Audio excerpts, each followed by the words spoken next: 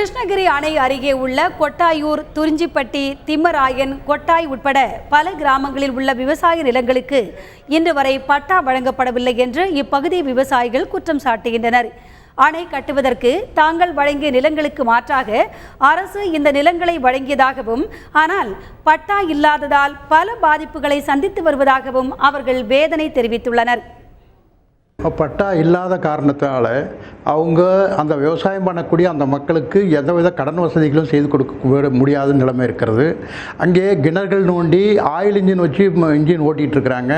Current service வாங்க முடியாத நிலைமை. பட்டா இருந்தால் தான் கொடுப்பாங்க.